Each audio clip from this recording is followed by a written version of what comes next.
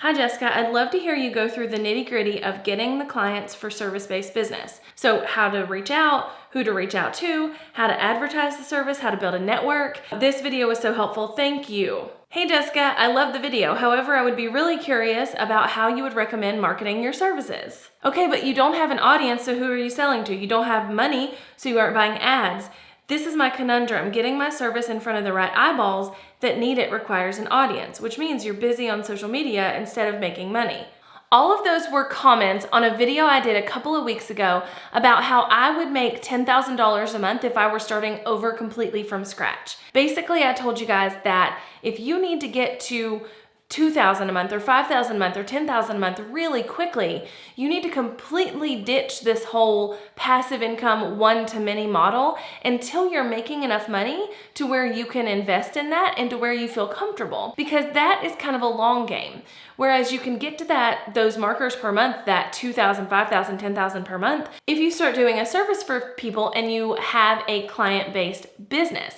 But then I got all kinds of questions on this video saying, but how do you get your first client? How do you actually get clients? And even some that were saying what you just saw, like, okay, that's great, Jessica, but you don't have money to spend an audience and you need an audience to sell services. And so how do you do that? First of all, you absolutely do not need an audience to sell services, and I'm gonna break it down real good for you here.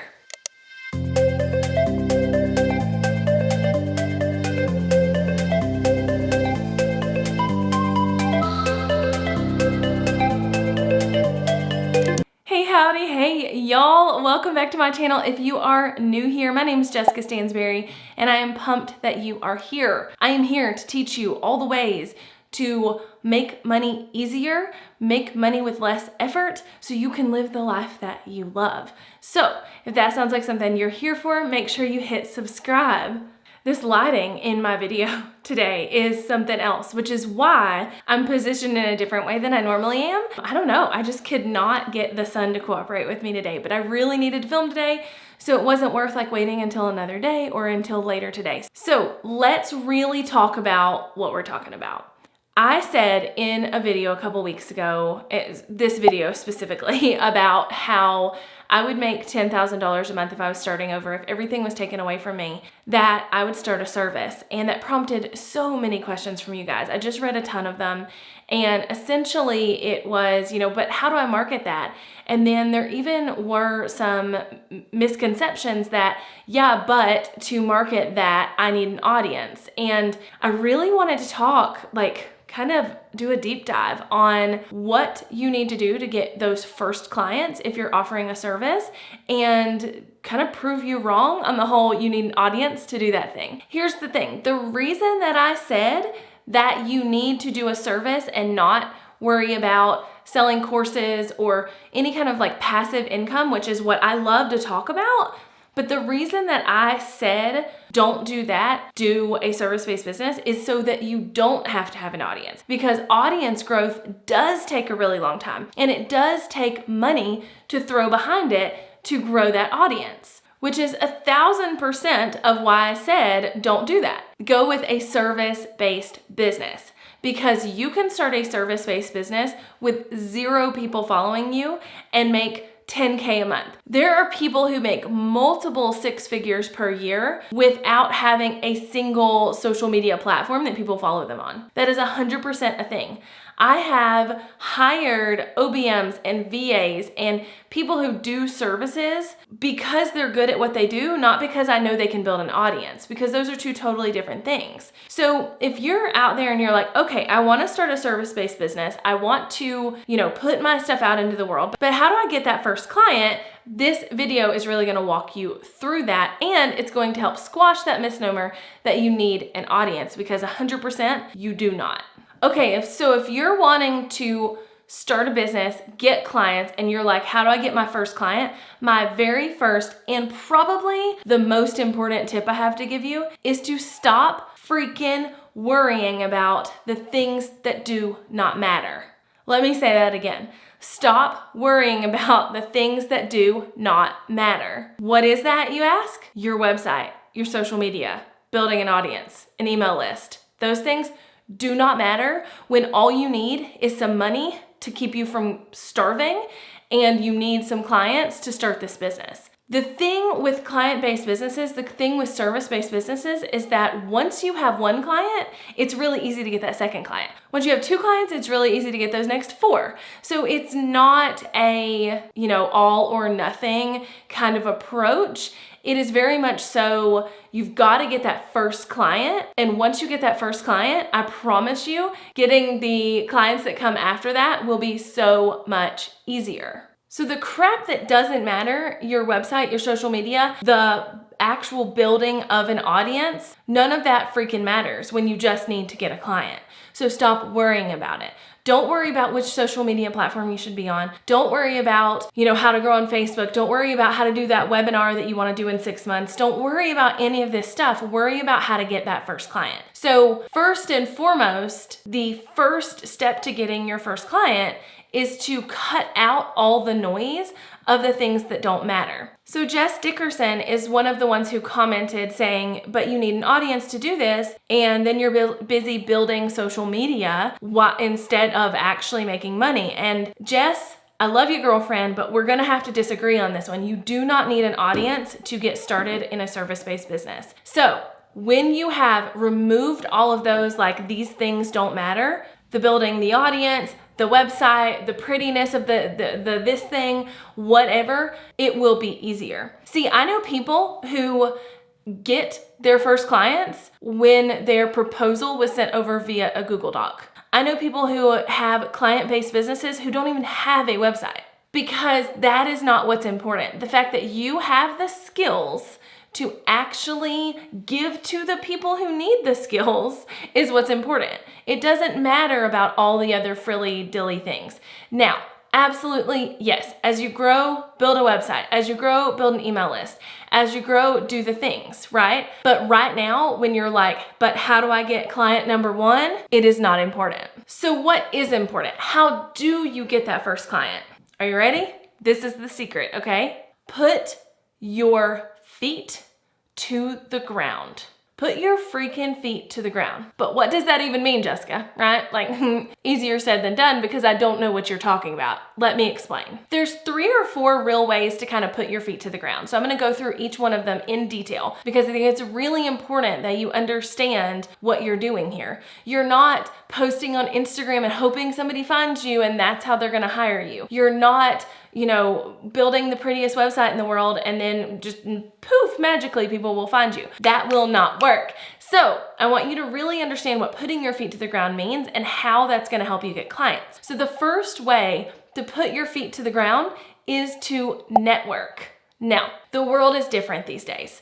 The world is, even pre-COVID, the world was different. We don't network in the same ways that, my parents networked. Or, our boss at our company networked to start that company or whatever. Like, we don't network in the same way. What I mean by networking is basically any way that you can get yourself in the room / digital room with people who might want your services and knock their freaking socks off. This could be a Facebook group where it's full of your ideal customer, your ideal client, and you are ensuring that you're the one to answer their questions about your specific service without being pushy or anything of that nature. This could be a literal networking event, # when we actually get to do those again, but it doesn't really matter. In some way or another, you need to network. Now, yes, absolutely, really what you need to do is you need to network with the people who need you. But you don't need to discount or negate networking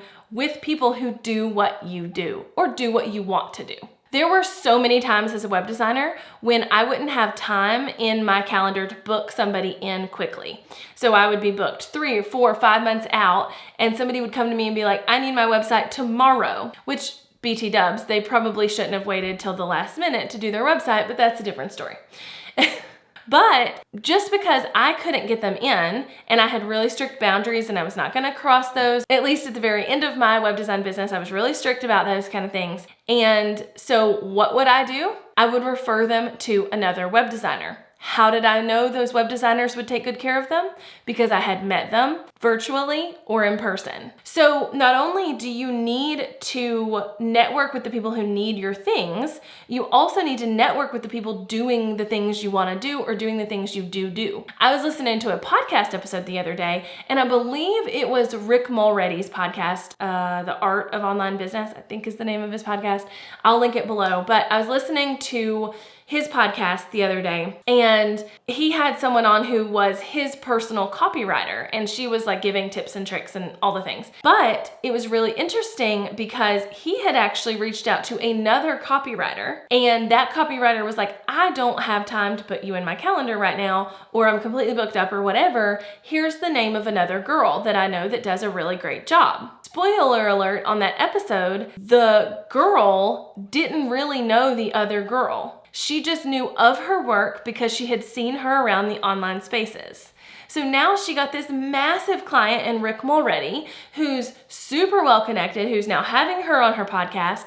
And she even said in the episode that she was really just starting out when Rick hired her. So I promised you I was kind of going to do a deep dive. So I don't want to leave out how you would network virtually. So this has been a strategy since I started really moving my business online, which feels weird because I was a web designer. Feels like my business would have always been online, but whatever. When I really started like moving my business online and getting involved in these online communities and things, this was the strategy then, and it's still the strategy now. You need to pick a handful of Facebook groups. A handful. Don't feel like you have to be in every Facebook group that could possibly ever have somebody who could hire you, but pick a handful of Facebook groups and be really engaged in there. Ask questions, be helpful, be someone people are getting used to seeing your name in the group. Now, not only that, but what I would recommend is every single day carve out 20, 30, 45 minutes, maybe even an hour, maybe longer, depending on how hard you're hustling, and go into each group and do a keyword search for posts that have been posted that day or maybe the day before that you could answer and show off your expertise. Now, */caveat here. I do not mean for you to go into these online communities and spam with, those long blog posty things and try and like get clients from your post and like go and answer someone's comment, but not actually answer it and just try and get them to hire you. That will not get you hired. What will get you hired is if you go in and you completely help somebody with their problem. Now, it doesn't necessarily mean that they will hire you, but someone else could possibly even see that post and say, you know what? I love what you just said there, and I'm looking for a copywriter. I'm looking for a web designer, whatever, and I'd like to hire you. I promise you this works. In networking in person, really having a strong elevator pitch, really having something where you show from the very beginning that you are confident in what you do, that you are good at what you do, that right there will sell alone. I didn't put confidence in this list, but guys, no matter what you're selling, if you're selling a digital product, a regular product, a service, whatever, if you are confident, even if you've literally never done it before, if you are confident in your own services and your own skills and your own, arsenal of awesomeness, right? If you are confident, that will be something that people notice and they will not hesitate to hiring you. Let me tell you about the time that I booked a speaking engagement, meeting someone for the very first time at an after party at an event. Okay, so if you guys don't know Chris Kremitzos, he is amazing, and he runs an event every year called PodFest. And in the last several years, they have also incorporated a kind of side event at the same time as PodFest called VidFest. So they're talking to podcasters, they're hearing from podcasters, but also from YouTubers, okay? He has the sweetest wife in the world too, by the way. Her name is Katie Kremitzos, and she does a podcast. I think it's literally called Meditation for Women, and it's daily meditations and meditations for different scenarios. I'll link it below. They're awesome. That's not the point. The point here is I was at Social Media Marketing World several years ago. Social Media Marketing World is the one of the biggest, maybe even the biggest conference for social media marketers that there is. It's one of my favorite conferences to attend every single year.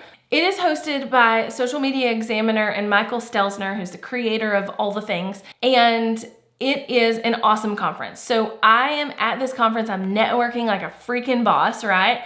And I get invited, the group that I'm with gets invited to an after party. It was a very small, intimate after party. And while we were there, we end up in deep conversation with Chris and his wife, Katie, Chris Krementzos and Katie. And I am, at the time, I probably had like 30,000 YouTube subscribers, maybe a little less, maybe a little more. And I get in conversation with Chris and I'm explaining things about YouTube and I'm showing up confidently. And he literally on the spot, first time he ever met me, without looking at my channel, without anything, said, "Hey, I want you to speak at PodFest this year at the VidFest part of this event."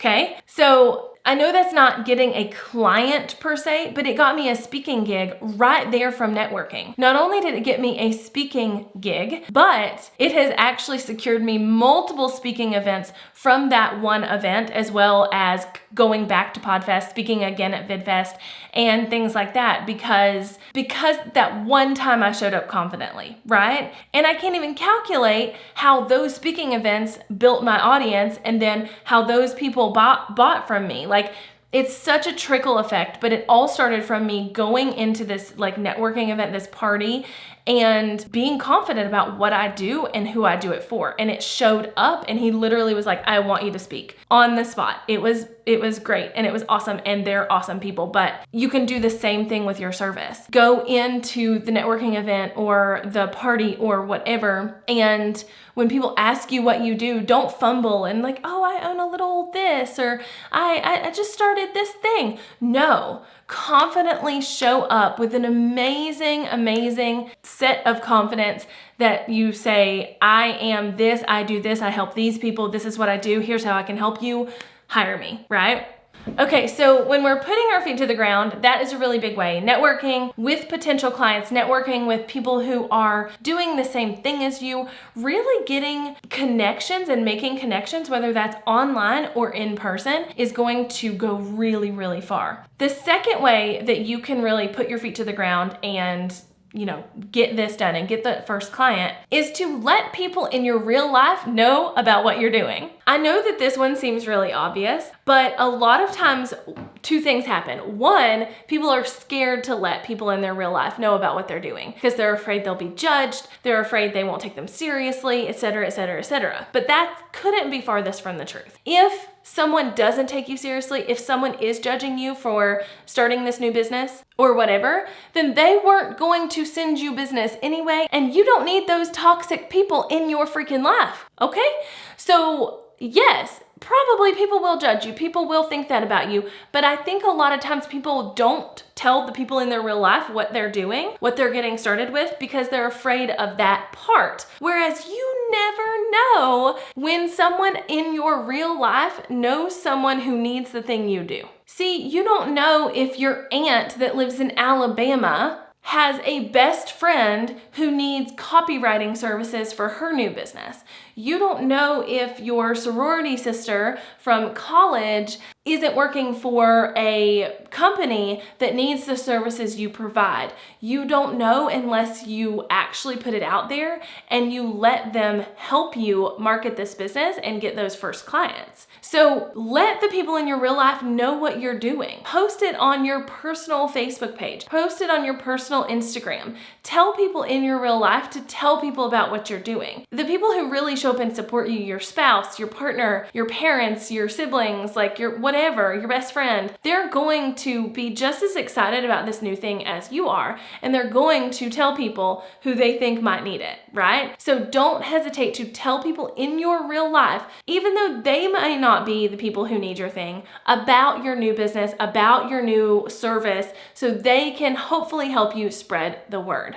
Okay, so I said 4 things, and it really is 4 things that will help you put your feet to the ground, but this next one kind of is the same thing as the last one on a different kind of scale. So basically, number 3 on ways to get these clients, on ways to get your name out there, put your feet to the ground, get working, is to make sure that people actually know about you. Now, I just said to make sure that you're telling people in your real life about your business, about your service, all the things. And that's one way to get people to know about you. But there are 10,000 other ways. Maybe you go speak at a Rotary Club event and you don't even know who the Rotary Club is, but somehow or another, someone there hears you speak. They either need to hire you or they know someone who does. Maybe you go to this thing over here where you can network and then people know about you. So this one kind of flows into the other ones we've talked about, but just making sure that people know about you. If they don't know about you, they cannot hire you.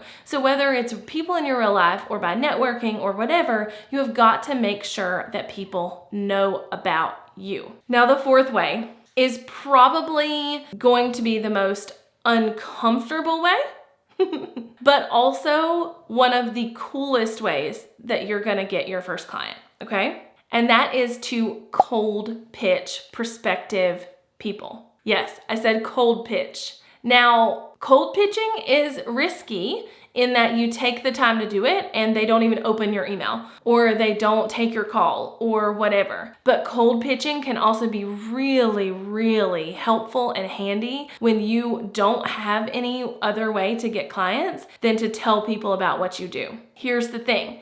You don't just cold pitch though. Okay? You don't just call up a business and be like, hey, I'm really awesome and I'm sleazy and here's my cold pitch to you about this sleazy, awesome thing that I do. That's not what you do, okay? First, if you are looking to cold pitch a business, you might want to build a relationship with them or with someone who works there first so that you have a little bit of a warm relationship when you cold pitch, or that you at least have a foot in the door in some way. So maybe they have an Instagram account and you start following them on Instagram and you're commenting on all their posts and you're engaging with them in their stories, or maybe they have a YouTube channel and you're commenting there, or maybe like whatever, right? Like somehow or another, if they're a business and you are trying to get in touch with them, you can start showing up as a follower to them online. So that's one way to kind of get your foot in the door. The other way is to actually build connections. So if you're like, okay, I'm a copywriter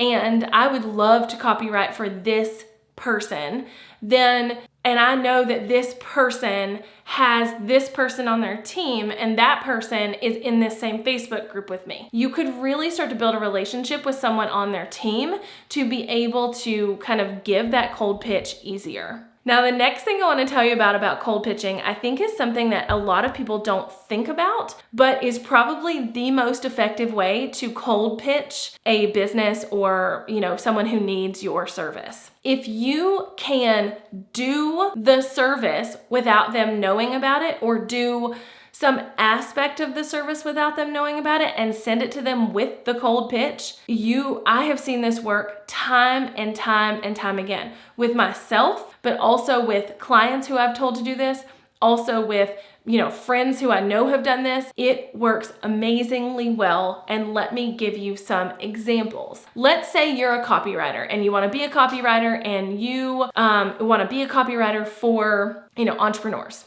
or whatever.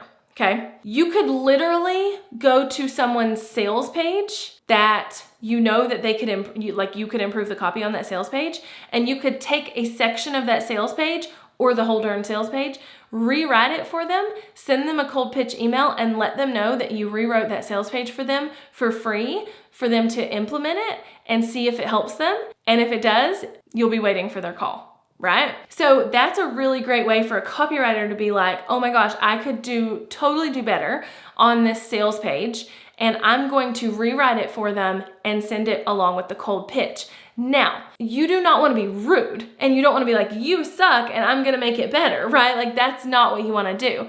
But there are great, great ways to say, hey, I think you could improve a little bit on this section of your business and I can help you by this way. And I went ahead and did a part of that for you so you can see how awesome I am, without saying that. Y'all, I'm liking this angle. It's very like golden light-y. I need to show you my setup, but that's a whole different story. So as a copywriter, not only could you completely dissect someone's sales page and rewrite it, but let's say you're someone who wants to take podcast episodes and turn them into blog posts for people, or YouTube videos and turn them into blog posts for people. You could easily watch one or multiple of their YouTube videos and go ahead and turn them into blog posts, or listen to their podcast episodes and go ahead and turn them into blog posts and send that along with your pitch. Now, I actually know several people who have done something like this, who actually landed clients and landed jobs because of that. I mean, imagine that the person you are sending this to is literally sitting there being like, man, I wish somebody would turn my podcast episodes into a blog post, because they probably are. And then you're the one to do that. That's an example as a copywriter. Let's say you're a web designer and you want to do this kind of cold pitching. You could easily do a website audit for someone, so a video website audit. These were things I did a lot when I was a web designer, and totally did to cold pitch people.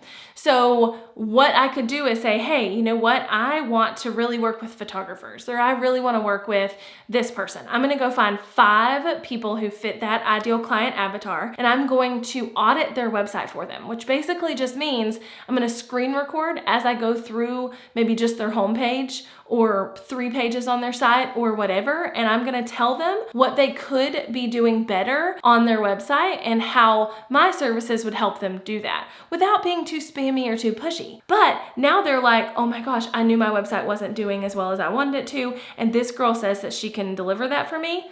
Hire her. All the examples I'm giving you in this cold pitch situation are B2B examples, so businesses that are trying to attract businesses, but that doesn't mean you can't take this exact same thing and go with a B2C model, or with, going into like big corporations or things like that you want to do services for. So for instance, let's say you want to be a landscaper, right? And you are really great at landscape design, and you would love to work in this certain community inside of your area. And you know that if you'll get 1 client in that community, you can get 5 clients in that community. So maybe you pick 5 homes that have okay landscaping now, but could really do better. And you go ahead and mock up a landscape plan for them. Let them know that this is something you normally charge, $1,000 for, or $500 for, or whatever, but you thought that they would love to see it, and you wanted to show off how amazing their front yard could be, or how amazing their backyard could be. So it doesn't have to just be B2B to be able to do this type of cold pitching. It can absolutely be B2C, or business to consumer. Now, one more B2B example, just because I want to give you guys tons of examples here, is maybe you are wanting to be a social media manager. Maybe you're someone who wants to manage people's Instagram or Facebook or whatever, right? And you are like, okay, I'm cold pitching, I'm going to use this strategy. What you can do is you can make a list of, let's say, 10, 15, 5. It really doesn't matter. It's completely up to you. People who would be the ideal people for you to work with. So whether you're wanting to work in a certain area, or with a certain type of business, or with a certain person in general, make a list of those people. Then go through their social media and find 3 to 5 things that they could be doing better that would result in growth in their bottom line. So, okay, I'm going to tell them that on Instagram, they really aren't using the right hashtags. Here are some hashtags for them to try. Or I'm going to say on Facebook, they really shouldn't be sharing other people's stuff all the time. They should really be focusing on sharing their own content. Any kind of tip like that is going to sit really well with someone when you send it over. Again, you don't want to be rude and be like, your stuff sucks, here's how to make it better. You just want to say, hey, this is who I am, this is what I do,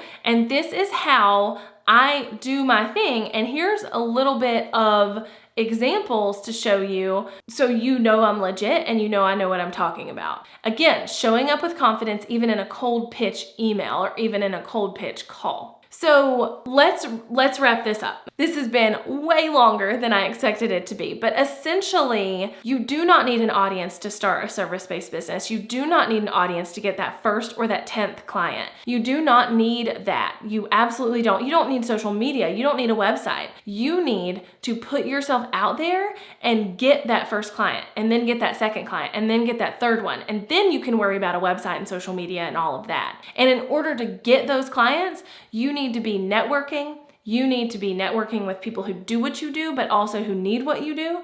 You need to be cold pitching. You need to be showing up confident. You need to be making sure that the people in your real life know what you're doing, making sure that anybody who's anybody knows about you, even if that's direct personal contact and reach out. That doesn't have to be like social media blasts or anything like that. You can worry about social media and your website later. Right now, let's get you making money. All right, so since you guys were so awesome in the last video and asking a ton of questions, I know you probably have a ton of questions about this topic, this video, the things I said. So I'd love to chat it out with you below in the comments. So make sure you come hang out with me down there. I always hang out in my comments for the first 30 minutes to an hour after a video goes live. So make sure you drop them there and I can, chat it out with you in the comments, but also I can add it to my list of things we need to talk about. Because if you're confused about it, I can help you with that, right? And if you are brand new here and this is your first video, if you have made it this far into the video, then I know you're gonna like the rest of my content. So make sure you hit subscribe so you don't miss any other content from me each week. And when you hit subscribe, go ahead and hit the bell so that you get notifications when I release a new video every single Tuesday at 10 a.m. Eastern Standard Time. And until next time, bye y'all.